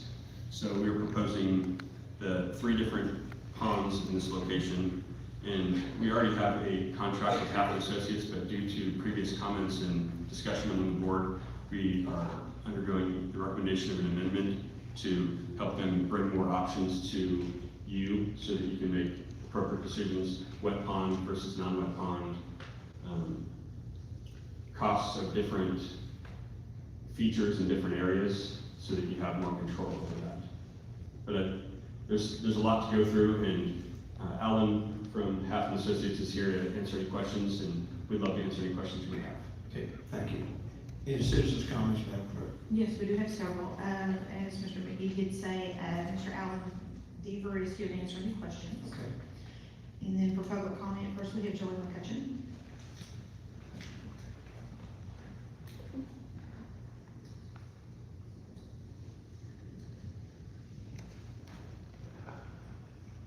It's saying that we're kind of slow on the trigger here. You know, we spend all this time and all this money and the dog and pony show that we saw several months back on the park, the Acme Park. You know, we had all the fancy drawings and this and that, yet, you know, the question is why we didn't know we had this expense months and months ago. This additional $464,000. Is this another example of rent an engineer? Can we do this in-house? But that's $464,000. I know Director Rigo probably can tell us what percentage of the sales tax dollars that is. Hopefully, but I mean, I'm sure that Director Good probably thinks it's just a drop in the bucket, but to citizens, it's a big number. And Mayor McGill, when you set a rule, quit deciding who you enforce the rule against. You started off this meeting telling us that you wanted respect and decorum, yet when we had this back and forth between Director Good and a citizen, you just sit there and say nothing. Yet if it would have been on this side, you certainly would have had something to say. Just like I think you're out of order. I think you're out of order. I think you're out of order. Well, I'm going to finish my comments. Well, you've got, Are you going to enforce that rule against me too after you've interrupted me? Because that's what you do. You allow the people you want to talk, and then you don't allow people. Or you want to look back for the officers? Is that what you're doing now? continue your comment. Yeah, how much time do I have since you've interrupted me? How much time do I have? Your time is up. No, my time is not up. Those are design costs that we should have known about months and months ago. And it's not right that we spend all this time on parks. Now we're asking the citizens to come up with another $500,000. Next we have Shane McKinney.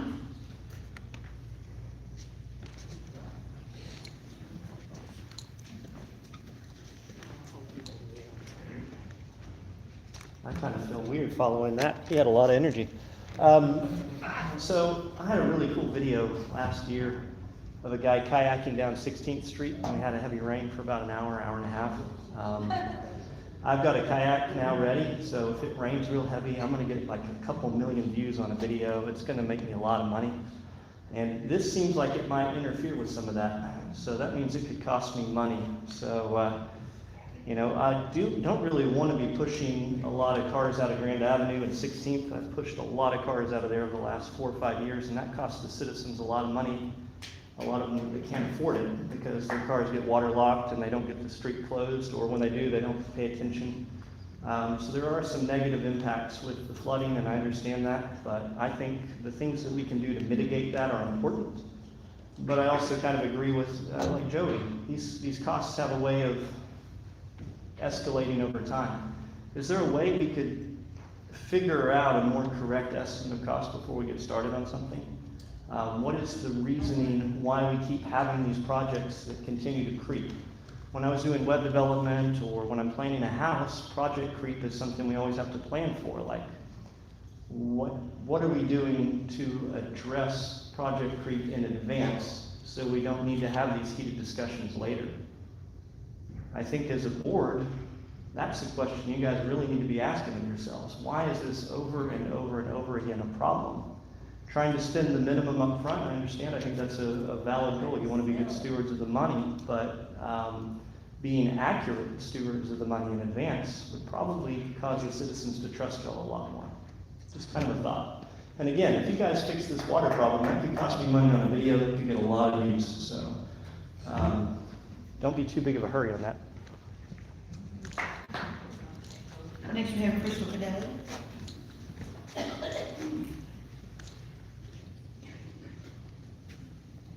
Good evening. So this amendment is more than double what the original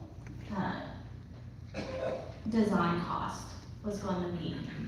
That seems a little outrageous. And from what I read, on the agenda is that this all came about because there was a lot of rock in one of the areas where a retainage pond was going to go. Were we provided, was the board provided any bids or any actual ink costs on what the removal of the rock would be, or did we just jump right into, hey, well, we could do a wet pond, we can do a dry pond, we can do a third pond? Did we actually do our homework and see what the cost would be to remove the rock? Or did we just say, hey, we're gonna pay this engineer firm double what we originally paid them? I think that we need to do more homework and more investigation before we approve funds. And Mr. Rico, since we didn't get to speak on your amendment, $20,000 could be a lot if that 27-inch water transmission line breaks. I don't think that we can come up with $400 to $600 million right away. So that 20 grand might seem like nothing, but I bet the residents of Fort Smith without water sure would like that 20 grand back, and every little other dime that you justify spending. And nothing is free, by the way. That free money is the taxpayers' money. So we are funding it. So free is a buzzword, and I think that everybody on that board needs to take in consideration that you're spending our money. It's not free. Thank you. And that's it, Gary Parker, Steve.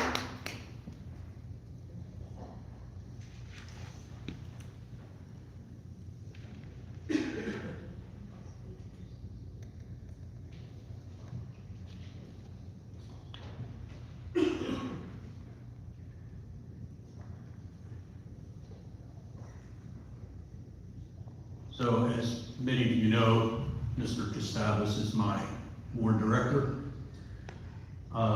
I live literally a block away from this property.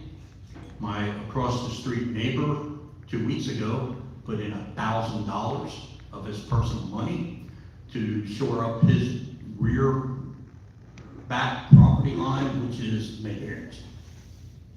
I have some questions about this. So maybe the city engineer or the other gentleman has the answers. I'd like to know, what is the elevation of Maybranch? I don't know that offhand. Okay. What is the elevation of the top of the rim around what I affectionately call the pit? I'll go check, sir. Good point. And is it higher than Maybranch? Yes, it is higher. It is. So, in order to use that effectively as a pond, you guys are gonna pay to pump the money from Maybranch into the pit. Not entirely, sir. What is the pit's basic purpose? How are bricks made? Bricks are made out of clay. Clay is not porous. Any water that goes in there is gonna have to be pumped out of there in order to make the pit ready for the next storm. Okay? So not only is this going to cost operational funds, are you guys direct on the operational funds that this project's gonna cost? Because I don't think you are. Okay? You gotta pump the money, and it's gotta be pumped across the street. You gotta get it from Maybranch to the other side. It'll be gravity flow, sir. Can't be gravity flow. The pit's higher than the Maybranch. The elevations don't work. Thank you, sir. 2 minutes, thank you. That's all I can. Okay, thank you. Did you want to make any comments? Yes, please. I think it'd be appropriate for me to expand on more details than I did before. But directly to address the previous comments, the elevation of the rim, the very top of the slope at the Acme Brick Company is approximately 182 feet and 182 meters in elevation. Let's change that to feet. Meters doesn't matter. 598 feet in elevation. The basin that the bedrock is currently at is 507 feet. So we got approximately 90 feet of drop from the very top of the rim, kind of relative to where the water tower is, although I don't have the water tower at that elevation. The water tower base is approximately 602 feet, so there's about 90-foot drop. Where Midbridge comes down, and actually the tributary near the Athlon neighborhood, we are at 521 feet, so there's approximately 20 feet of drop from the east side of the road for water gravity flow to the basin as it currently sits where the bedrock is. So part of this in the design funds that we're seeking for the amendment is to do a more intense geotechnical investigation of the bedrock here, the bedrock on the slope, and also through the rim of Old Greenwood Road, just to the east of west of Old Greenwood Road. We may have to bore through that to get the gravity flow, but there's no pumps involved at all in the stormwater storage here. So those are some specifics there that I can address. Thank you, Google Earth. Also, I want to go through some of the variations and list out what the costs of are for some of these different features that this money would be paying for. So approximately $65,000 of geotechnical investigation. That was beyond the scope of the previous agreement with HAF. And offsite sewer is another one that we are incorporating consent decree sewer work into this for $173,000 worth of design. So part of that is coming out of consent decree money. Not all of this is coming out of the streets and drainage side of things. Utility excavation is approximately $11,000. So we're contracting with the company to excavate up one of the existing utilities to make sure we know exactly where it is. Because a lot of times our utilities, we know the general area, but to get a perfect design, we need to get an absolute location of that. And it's important in this area to know that. The wet pond investigation, or the west pond, is approximately $69,000. West pond is, if you look at this display, it is approximately where the green line is on the west side of the picture. And there's going to be a pond back there that normally you wouldn't be able to see from Old Greenwood Road at all. There's a big hill in front of it. But we're going to dam up the bottom part of that and use that for approximately 66 acres, I believe, Ellen. Now, if you would like to ready here, I'm going to ask for your comments too. But we're trying to grab as much of the drainage area in this area that we possibly can and use it in the 3 ponds. So part of that west pond investigation is about $69,000 in funds. The center pond, which is the pond that can hold the most water, is about approximately $104,000 in design costs. And so that is where currently, if these ponds remain dry, the base of the pond will be where the bedrock is sitting. If the board wants to go with a wet pond design, we would blast down below that approximately 12 feet to create water that is there, a static water source that is always there. So that is one of the options. So we just want to be able to bring you options at a later point. The drainage reroute for along Greenwood Road, kind of along the red line there at the bottom of the half hourglass there. And that design is approximately $60,000 worth of design costs, and that's from a commitment we made to the neighborhood to investigate that. One thing to notice with the west pond is with the $69,000 worth of design funds, we could avoid an extra $1 million in rock excavation if we know what's there now. So. I'm sorry, Todd, can you repeat that, please? The last part about possible. Absolutely. So the west pond, which is to the far left of the screen, is with a little bit more design that we didn't have a chance to do in the previous, which is outside of the scope of the previous contract. It could avoid up to $1 million in extra rock excavation. Another thing worth noting is that the location of shale on this property, that if we do blast and have that, we have a resource of basically a quarry that we can have rock and sell rock and make money off of this. So those are the types of things that by investigating this up front, which isn't built into these costs, we could know how much money we can make on something like that. But Alan, I know I'm missing something. I'd like to invite you up here for any other details I missed. And just, if there's any further questions, the only thing I hit on is that the sewer design is a big portion of this, almost 37% of the amendment. So it's outside of the pond project design. Thank you. At this time, what we're gonna do is go ahead and get a motion to adopt the resolution, and then we'll move on to the director's comments. That's okay? So, Second. Thank you. Director Kevin Settle. Thank you. Director Savage. Todd, this was approved back in January of 2025 for $466,000. And now you're coming to us for an additional $464,000. Wow. My question is, you did it, you broke everything out in an item, the reroute of 6 items. But what should have happened is we should have probably brought this to a study session. The numbers you just gave us were not in our packet. If I know, $130,000 was consent decree, might have been easier, but not knowing all that, trying to make a decision now versus, hey, we got this coming to us, if you board really want to do these items, then this is the cost. Here's the consent decree, here's the reroute, here's the extra you board want, then that's easier for us to swallow. But I can't make a decision tonight without going through a study session to better understand that, because I want to know what the original 464 has gotten us so far, and then what are 466, and what's the other 464 going to get us? And how do you break that down?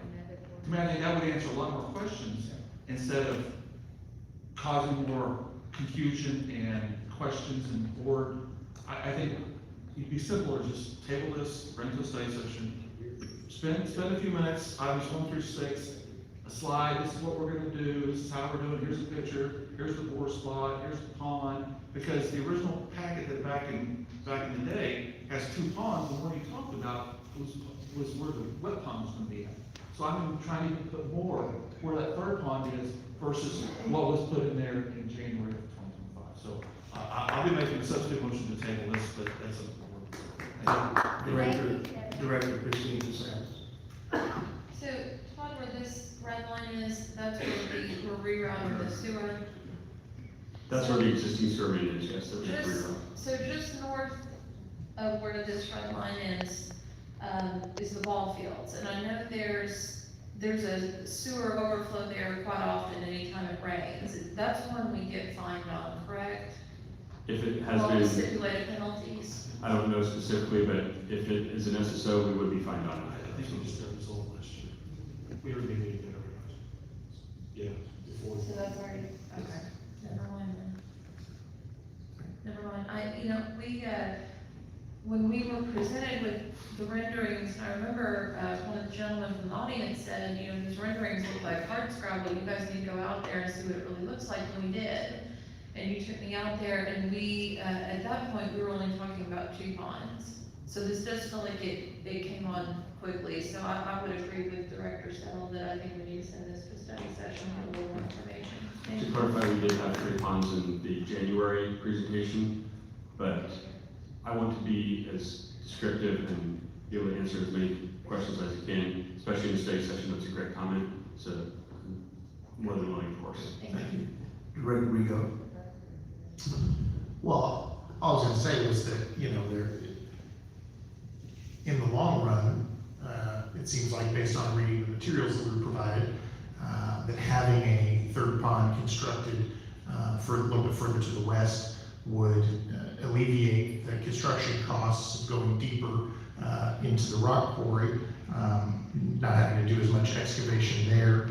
And the reality is that to do construction projects of this, magnitude, in a legal and professional way, you do have to have these sorts of studies and work products produced by engineering firms, and especially if we would like to be eligible for particular potential grant or philanthropic opportunities, as we've talked about for a while down the road with this. And so we can't move forward without the professional work being done. And so, I understand there's some folks that want to take this to a study session. If that's where it goes, that's fine. But, it's important to remember that this investment is designed to help alleviate that big time flooding that occurs in numerous neighborhoods in the central and northern parts of town. And so I know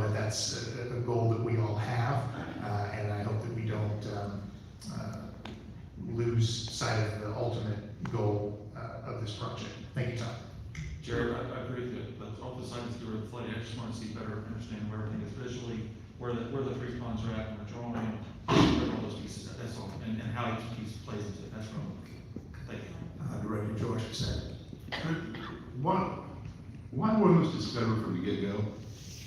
I mean, you have an engineer design, I mean, this should have been up front, right from the get-go, the rock, the core, everything.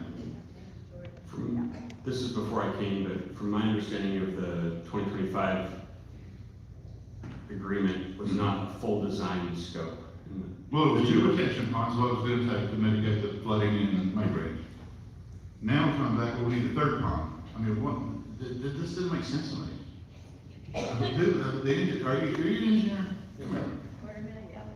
Well, so tell me, why wasn't this caught from the get-go, from the beginning? It was. This is not. Well, it was the first we're hearing of it. The third pond has been a plan for a while. We're doing it to reduce construction costs significantly. The original plan going into the project was, yes, let's try to get it into 2 ponds. But did y'all know about the rock originally? That you had to blast it or whatever? We knew about the rock and the quarry because it's at the surface. Yeah. And knew that we would be getting into that. The east property, the rock layer is a lot higher than what, well, we can't see, a lot higher than what we expected. You didn't do core samples? We did on the original design for the 466,000. We're pivoting the design to try to lower your construction costs due to what we discovered. This is the juncture point that has been reached after you did the sample work. Yes, so we've progressed through 60% designs right now, for all dry pond scenarios. And are totally capable of finishing those plans. This is meant to build upon that. Some of this work we absolutely have to do to assist in that design, but some of this is unrelated to the ponds themselves, the sewer work. And then the wet pond scenario is an added request that, you know, we're just trying to get more information for us to make educated decisions on how to move forward. Well, I agree, we need to take this to a study session and really dig into this a little better. Thank you, sir. Director Rigo. Mayor, motion to table items, number to a future study session when administration put on the docket. Okay, we do have a motion second, Madam Clerk, you want to call roll? Directors George Casavis? Yes. Christina Casavis? Yes. So? Yes. Martin? Yes. Rigo? Yes. Good? Yes. Kemp? Yes. Motion passes 7 in favor and 0 opposed. I would say I'd like to get this on quite quickly since it does involve consent decree work. Jeff? Thank you. This time we'll go to item number 10, which is the consent agenda. There are 15 items on tonight's consent agenda. However, item number 10F, in your packet, staff would like to be withdrawn this evening. There's an issue with that project, so we would like to not consider that this evening. However, the remaining items are as follows: the resolution approving a change order with Western Millwright on the alleyway rehabilitation project, a resolution approving amendments with integrity on the farmers market solar canopy project, a resolution authorizing a contract for 2024 street overlays and reconstruction phase A, a resolution authorizing an agreement for project management and support services with Burns & McDonnell, a resolution authorizing partial payment to Forsgren on Highway 45 relocation project, a resolution awarding a contract to Crawford Construction for I-540 waterline crossing at Gable Lane, a resolution authorizing purchase and installation of security equipment for Creekmore Park Bathhouse, 5 separate resolutions authorizing 5 separate third-party hauler contracts for solid waste, a resolution authorizing an agreement with Motorola for purchase of radio equipment for the River Valley Communications Center, and a resolution authorizing purchase of HVAC maintenance and control software for the police department. Thank you very much. Madam Clerk, are there any citizens' comments on any of these items? Yes, we have several. On item 10A, we have Andy Hanna to answer questions. Mr. Gary Podgorski has signed to speak on every consent agenda item. Item 10B, 10D, and 10E. Okay. Shall we start with 10A? Yes, ma'am. Andy did you have any, to answer questions? Answer questions over there. All right, Gary Podgorski, 10A.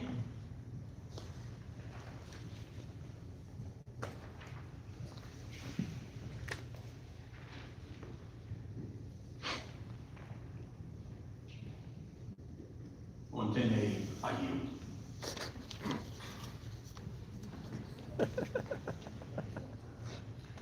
Ten B, Kathy Mazik.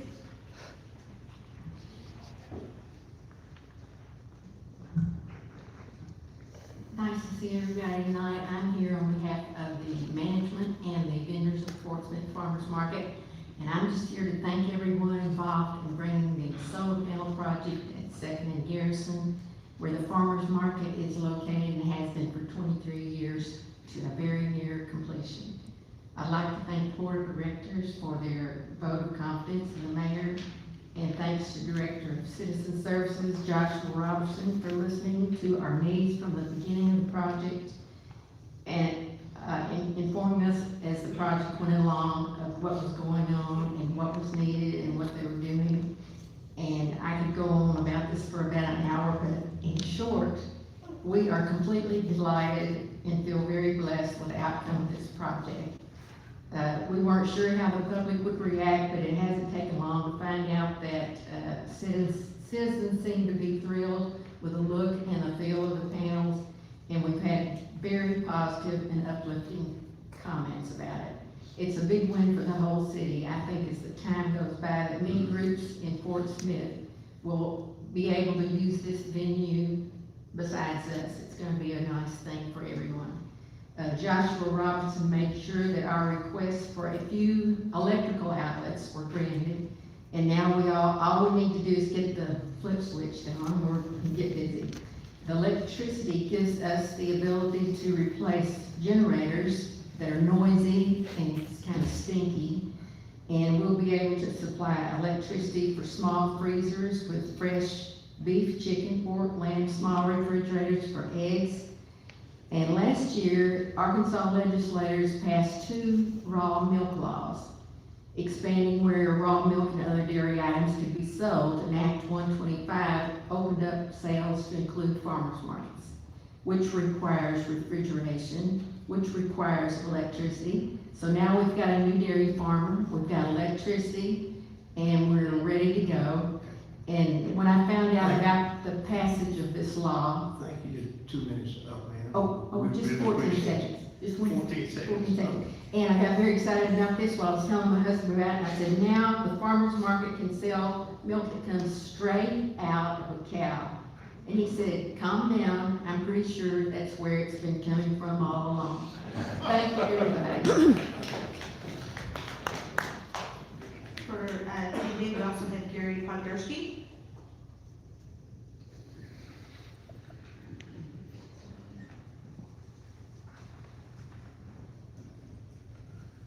Madam Clerk, in accordance with the policies and procedures, I yield.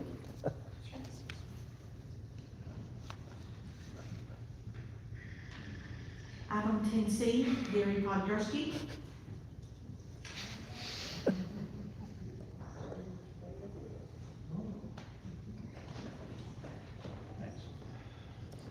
Thank you, Madam Clerk. In accordance with policies and procedures, I yield.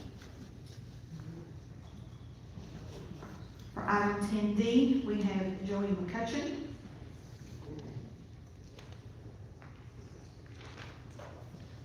He's protesting one of the directors who's been causing him to have trouble speaking. This is the second round for Rent-A-Cop, or I guess it's, in this instance, it's Rent-A-Engineer. A city of this size shouldn't have to rent engineers. But this is the second round, and I think we need some questions answered. Because if I ran my business like this, I'd go bankrupt. And maybe you can tell me, I believe the last round was with Ben Martz last year. And my information is, and correct me if I'm wrong, that we were paying him as a contractor at least double of what we would pay a regular engineer. we shouldn't have to do this. Is this on the website now? Are these jobs being listed on the website? I'm not sure I saw them on the website.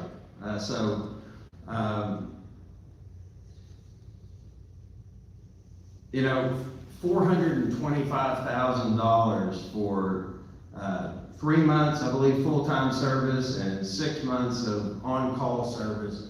That seems like it's gouging the taxpayers. That's a lot of money. $425,000 for how many months of work? I think the board needs to dig in and find a solution to this problem so that we can find engineers. I believe that we increase the pay scale so that we would be competitive with other cities. And I think it's important that you know, we have engineers on staff so that the taxpayers aren't bearing the brunt. And, you know, just because you have a big bucket of money out there in the forms of sales tax doesn't mean that you should gouge the taxpayers. Thank you. Thank you. For 10D, we also have Gary Podgorski. I wanted to speak on 10B.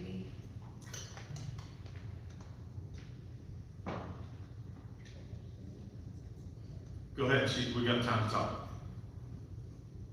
I heard somebody had to speak. You recognize. I'm recognized, thank you.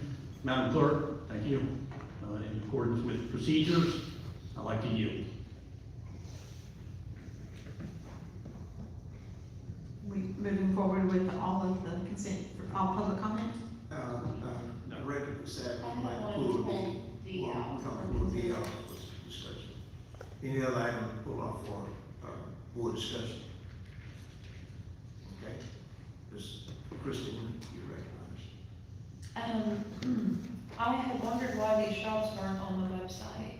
They weren't listed because we did, you know, we did increase our pay scales so that we could be competitive. And, you know, I spoke with several engineering firms that said, you know, we were almost too competitive. We might be giving them a run for their money, and we haven't been able to hire anyone. But when I looked on the website, I didn't see that we were looking to hire anyone. Todd? Todd, you know, I know you came in January, but was it last year we passed the new pay scale? Yes, ma'am. Thank you. The project engineer position and the deputy director position, through my oversight, were not listed yet on the website, so that was my mistake. And the project engineer position is listed now, but through my miscommunication with HR, through no fault of their own, it wasn't on there. So I apologize for that, but you're absolutely right. The pay scale has helped. It helped bring me here, and I appreciate that. But I'd like to go into more detail with this because this $425,000 is a budgeted amount from the road and street drainage CIP that is a budget amount, but from what's happened since Stan retired in July into this coming July, we expect to lose 9 experienced staff within the street drainage side of things. And so this would help alleviate that, not just one person, but up to 4 people from Burns McDonald, a nationally recognized engineer firm. So it's not just for one person this time. Before it was for one person for 6 months and then 3 months. And so that's a little bit more. And this is basically the staff leaving as a result of attrition, be it retirements, employee transfers, or leaving the city for other positions in the private sector in some cases. But given the critical nature of these roles as project engineer and deputy director, I have about 68 projects on the street drainage side, and right now Burns McDonald's helped provide an extra professional engineer to oversee those day-to-day operations, while I oversee them in the utility side. So it is a lot of money. Anytime you hire a consultant, it's always a lot of money, and I recognize that, and I'm open to any variation of this, and I welcome any discussion. But this would include 3 months of full-time for one person, and then up to 6 months of part-time for multiple people, or any variation of that, from this budgeted amount. How long do you anticipate it'll take to get fully staffed? Well, we were able to hire a utility engineer, a professional engineer from Ozark at the same time I came on, which was about three months ago was when I started. And so I'm hoping for folks like that can come out of the weeds. And with the competitive nature between the consultant and the public side of things, a lot of times cities, counties, state runs into problems hiring experienced engineers that are from a consulting background already, because honestly, the consulting engineers get paid more and they have better benefits. And I hate to say that, but I'm 100% honest with you guys, and I always will be. And your trust is more valuable to me than anything. But when we try to go after the experience, I kind of have to go after other public agency folks. And sometimes that means recruitment, sometimes it means creative recruitment, but that's what brought me here. I've been with other agencies, and part of your decisions with pay rates helped that last year. And HR is able to assist you with those efforts? Yes, they are. Okay. So with this and what the project engineer and soon to be deputy director posting is at least a half a dozen periodicals, engineering clubs, if you will, like American Society of Civil Engineers, National Society of Professional Engineers, APWA, which is American Public Works Administration, Arkansas Municipal League, etc. We can get the word out there, but you got to get somebody wanting to move here is one issue. And I wanted to move here once I saw the city, once I saw Crawford, Sebastian County, I fell in love with it, and I'm banking on that with others coming. But I'm excited to welcome folks in Open Arms. I right now have 5 positions on the streets and drainage side of things open. I have 1 project engineer filled with an engineering training, and he's kind of new to the streets and drainage side of things. And Ben Marks, to this point, has been helping me with professional engineering as a deputy director interim.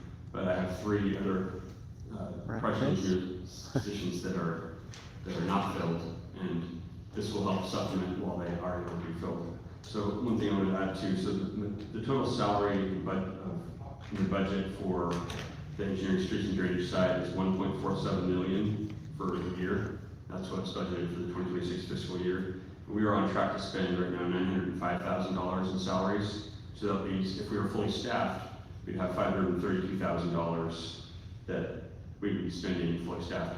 This is obviously less than that, but for less people too. So this is for me to keep the 68 projects going here, and my staff on the utility side have approximately 150 projects, whether they're in their infancy, full design, full construction, or being closed out. So we have over 210 projects. My responsibility to you and the taxpayers for Smith is to keep those going without a hitch, and this will help do that. Well, one thing I've always appreciated about our engineering department is that you operate very lean. And when we looked at that last year, we were looking at, 5% budget cuts across the board, and you didn't have 5%, and this was before you came in, but in variable costs, and that was really impressive to me, that the department was run so lean. So I hope that will continue, and if you don't mind to keep the board apprised as you move through this process, so we know where we're at with hiring these positions. Thank you. Thank you. Were there any other items to be considered separate? Okay. If not, entertain a motion to adopt the consent agenda. Mayor, if I may, we. Oh, I'm sorry. We have more You for got it. items. Okay. So 10E, Gary Podgorski. Thank you, Madam Clerk. According to procedures, I yield. And then for item 10E, we also have Larry Yancey to answer questions. 10F, Gary Podgorski.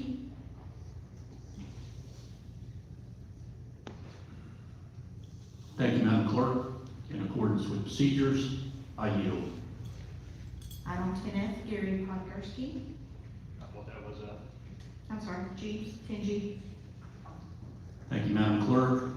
In accordance with procedures, I yield. Item 10H, Gary Podgorski. Thank you, Madam Clerk. In accordance with procedures, I'll yield. Regarding 10I, Gary Podgorski. Thank you, Madam Clerk. In accordance with procedures, I'll yield.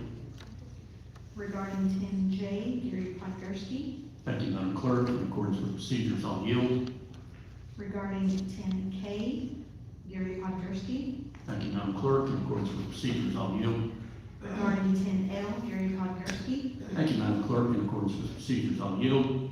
Regarding 10M, Gary Podgorski. Thank you, Madam Clerk. In accordance with procedures, I yield. Regarding 10N, Gary Podgorski. Thank you, Madam Clerk. In accordance with procedures, I yield. And lastly, item 10O, Gary Podgorski.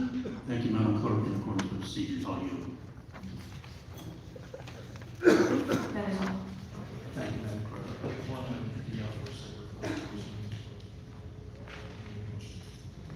Okay.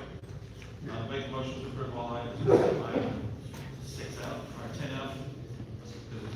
Second. Thank you. Madam Clerk, any other board comments? Please call the roll.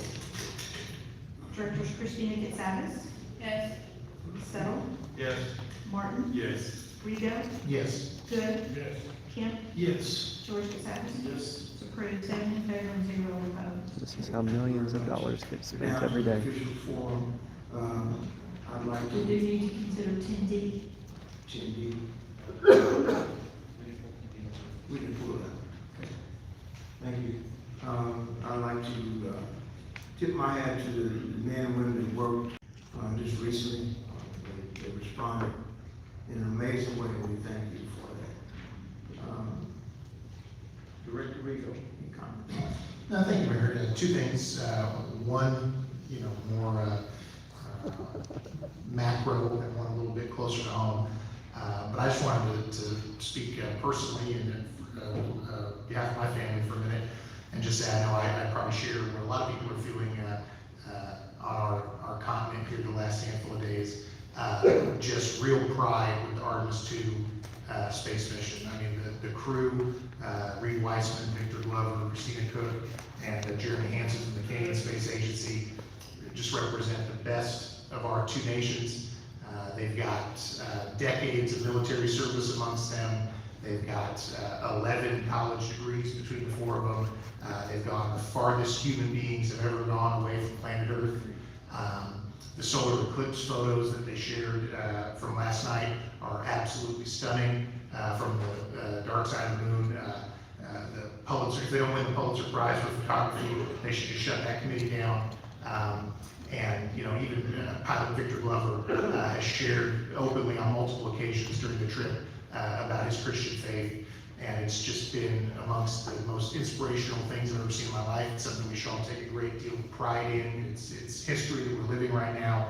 And I hope that everybody is praying and pulling for a safe splashdown for the crew, which is scheduled for 7:07 p.m.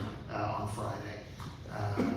And then, Mayor, closer to home, I would like to see if, I saw some news out of Fayetteville last night. I would like to see if yourself and administration and our chamber can engage, perhaps in some outreach to a defense company known as Swarm Arrow. They had a bit of a, I guess, a difference of opinion or back and forth with the Fayetteville Planning Commission yesterday, and so they could be looking for a new location or a new home or a new place to do business. And so I would just encourage our leadership folks to look into that and see if there's any possibilities there. Thank you all. That is on the radar, and that was brought to our attention earlier today, so thank you. Director Good. Thank you, Mayor. Just want to take a moment just to thank my fellow board members again. Recently, we went back and visited the Spay Neuter Voucher Program. It's a very good program. I know we're doing a lot of good, but just want to put this out there. There's so many issues regarding irresponsible pet ownership that we're still not catching. This is a time for multiple litters, and we've got rescues and individuals and Animal Haven that are just running over, and litters are being dropped off. You know, I don't know what more the board can do. I mean, there's issues such as, you know, individuals having animals caged and pinned up in crates outside for the majority of the day, which to me is cruel. I just don't know where we go, how much more strict we can get, but we don't need to be the community we are right now. We need to do more to protect not only our citizens, but the welfare of these animals. Thank you, Director Kim. That's for me, Mayor, thank you. Director George Massey. Yes, sir. Josh, is you here still there? Josh? Which Josh? The water department, Josh. Joshua Robertson, the Director of Citizen Services.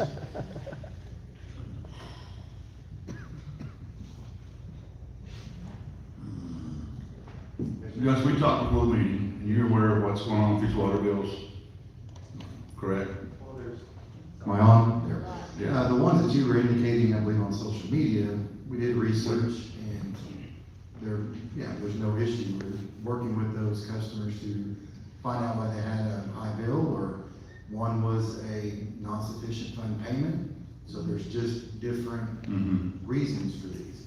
One, we did find out with Matt Meeker's crew today on a work order that one of them was due to a failed electronic transmitter, and we contacted the customer and provided an adjustment. So I will say in March, our billing accuracy, which is between my team and Matt Meeker's team, was a 99.18% billing accuracy. We did over 600 outbound calls, which the majority of those are to customers that are about to receive a high bill, so we can start that process, working with them to figure out what it could be. And then we issued, per policy, 255 leak adjustments just in March.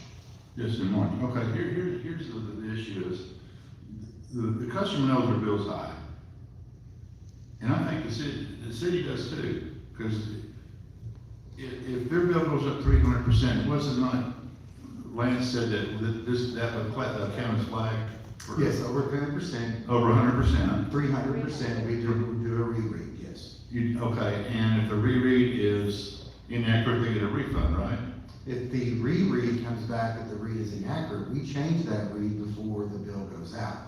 Now, if it is confirmed that that read is correct, then the bill goes out, and we contact the customer. Like I stated, we did over 600 outbound phone calls in March. We contact the customer if they have contact information on their account to let them know, start seeing if they have any kind of issues at the home. Even one of the ones that you mentioned to me, we actually called that individual, and they did not have a voicemail box that was set up, so we could not leave a message. Yeah, well, let me ask you this is true. A lot of people are saying that the city knows their bill's high, but they're still gonna cut their water off if they don't pay it. How would you address that? No, we work with those customers when, especially if we're investigating something, trying to find a leak, but they come back and say they do not have a leak, and the meters come back, read is confirmed, nothing is wrong with the meter, the water went through the meter, we have to bill and collect on that usage. But if their bill's normally $50, they get a $500 bill and the meter shows that's what it read, I mean, that's still not, there's something not right. I mean, Lance admitted that some of these meters are flawed. Yes, and I will say that. They're inaccurate. Yeah, Matt Meeker is actually in one of the meters that were a part of the ones that you indicated. Yeah. They actually replaced that meter with a new Badger ultrasonic. He's going in and putting. Okay, that's a good meter. Badger's a good meter. These centers are trash. Yes, and so Matt is now replacing those with ultrasonic, and we're actually seeing those ERT adjustments go down. Go down. Yeah, we only administered 11 in March. Next to January, we did 25. Okay, let me ask you this. About a year ago, Director Good made comments, says, why don't you go back and look at the 6-month average billing history? Do y'all do that? We do. If we have a hard time, or let's say that they don't have enough time to go out and get all the rereads, or we just cannot get an accurate read, we will do an estimation. Right. It'll actually show on the bill as E for estimated, right. A is actual. So yes, there are some that we do estimate if we're not able to really feel like we're getting a accurate read for that bill. So things are getting better, you think? I do believe they are, especially my team working with Matt. They're going straight out on a lot of these issues and going ahead and just changing out the meter. They do meter tests, the majority of these, I don't think I've seen one that has failed, but he's just gonna go ahead and replace them, especially with the new technology that he is now purchasing. And then his team and my team have been working together on some process improvements and efficiencies to try to limit a lot of these rereads and to try to get a more accurate read at the very beginning. Okay, thank you, Joe. Yes, sir, thank you. Maggie, I have a question for you. The golf course at Deer Trails wants to become an entertainment district. How do we do that? So they can sell food out on the course and drinks. They can't do that now without being an entertainment district. You mean they can't walk around with their, You can't deliver food out to the golfers or liquor or drinks. Unless it's an entertainment district. Jeff, you I will say that the entertainment district really only applies to public rights of way. I mean, the golf course is on private property. yes. The golf course is city property. It's in the city limits. But it's not city owned, but it is private property. Who owns private property? The city. The FCRA. It's in the city limits, correct? Oh, it is within the city limits of Fort Smith, yes, sir. And we control the zoning, Yes, correct? sir. Yes, sir. But we can't approve an entertainment district. Well, it's, That's not the purpose of an entertainment district. An entertainment district is for, like, for instance, Garrison Avenue. All the restaurants and establishments on Garrison Avenue can serve. Okay, so why is the FCRA telling them now you can't go out on the course and sell food or whatever? That, I don't know the answer to that, but an entertainment district is not the answer. It is privately owned property, So and the they way can, it's done right now, can they deliver food and beverages No. to the golfers? No. Legally, I'm not talking No. about what the FCRA is going on, I'm talking about legally, do they have the right to do that? If not, how do we remedy that? that is certainly something that we can work through with somebody that has an interest in this and determine those answers. it's zoned PZD right now. This was part of the River Valley Sports Complex original PZD zoning. And it is zoned for a golf course, and what the golf course chooses to do on a golf course, the city wouldn't get involved in. The dealings between the FCRA and the Deer Trails Golf Course are private matters. Well, I think that they reached out, I'm imagining, did they reach out to you? Yeah. I'm imagining they reached out because the FCRA isn't allowing them to do that, and I think we've seen this before with that organization. If you have a contact, I'll be happy to Okay. talk to them. All right, I'll give it to you. Yes, sir. Thank you. Thank you. Director Christina Sapp. Nothing for me, thank you. Director Simmons. Sure, a couple of things. Over the past couple of weekends, we've had young ladies represent the city of Fort Smith, Van Buren right now on Greenwood, north side, south side, playing volleyball. We've gone to Minnesota and to Houston, and those young ladies represent our River Valley and the city very well. And it's kind of refreshing when you get to see our girls go out there and perform and do a great job and how they interact with young people throughout the United States. You know, we play teams all over, the United States, anywhere from Texas to, Missouri, up to the northern side, up down to Arizona. So our girls get a great opportunity to show our love for our city and who we are. The other thing is, I'd like to start in May, like to all have all study sessions in this room starting in May. I don't like the back room. I think it's less inviting. I think I'd rather be up here. So starting in May, I give you April, but starting in May, I like to have all study sessions. Just boot the planning department out here, period. How they want to do with it, but starting in May, I like study Yeah. sessions. Thank you. Director Neil Martin. Do we have a project that is rocking Mill Creek or putting some rock in Mill Creek? There is an engineering project for the fortification of the banks on Wood Creek, yes, sir. It's the ship. Maybe road. Yeah, what's the timeline on that? Do we know? That is, Todd's on his way out, but we've been waiting for permitting from the Corps of Engineers. I think that is nearly complete. Yeah, we're getting word from the Corps of Engineers weekly. It's close. Close to being able to start moving. To be permitted. We still have some design left on it. We just met with Hawkins, we were the consultants on it yesterday, and went over some, do we want to go super deep? Do we want to grab it? Do we want some of these options? And they educated me about the 2019 flood that had some impact on that, but yeah, we were moving on it. Okay, all right. It just keeps us in the loop on that. And then I do want to second, whoever said it earlier, those that spent their Easter weekend, fixing water lines. And I felt bad for those guys, doing that, and I appreciate their diligence in getting that Thank up you, and running. 11:30 Saturday night, and that's awesome work, I appreciate those guys. So I hope you guys pass that along to all those that were involved. Yeah. With that, motion to adjourn? So moved. Thank you. Well, that's all she wrote, guys. I'm gonna let y'all go for now and try to collect some signatures. Bye.